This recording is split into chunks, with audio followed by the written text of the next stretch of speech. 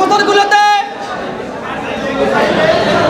খুনি হাসিনার সন্ত্রাসী সংগঠনের কারণে জাতীয়তাবাদী ছাত্র দলের ইফতার করার কোনো পরিবেশ ছিল না।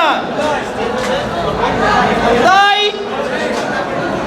খুনি হাসিনার বিদায়ের পরে আমাদের নির্দেশনা দিয়েছেন আমরা যেন আপনাদের সাথে ইফতার ভাগাভাগি করি। তারই ধারাবাহিকতা আমরা আজকে আপনাদের এখানে ইফতার করতে এসেছি। প্রিয় উপস্থিতি, আপনারা জানেন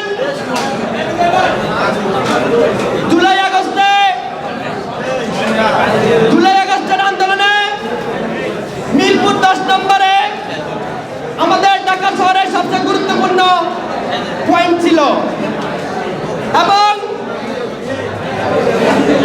মিরপুর কলেজ আওয়ামী লীগের একটি ক্যাম্প ছিল যেখান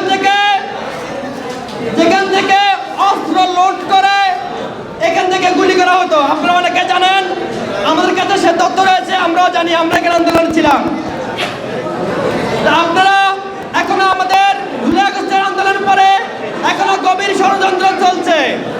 তা আপনারা মিরপুর কলেজ ছাত্র দলের নেতৃবৃন্দ আপনারা সবাই সতর্ক থাকবেন এবং এই মিরপুর কলেজের এখনো সেই আওয়ামী ফ্যাসিস্টের সময় অনেক দোষর রয়েছে যে আওয়ামী লীগের সময় মিরপুর কলেজে আওয়ামী লীগের নেতৃবৃন্দকে এখানে বিভিন্ন সময় ক্যাম্প করা হতো, বিভিন্ন আন্দোলনের সময় এগুলো যেন আর কোনোভাবে না করা হয় সেজন্য মিরপুর কলেজ ছাত্র দলকে সজাগ রাখতে হবে।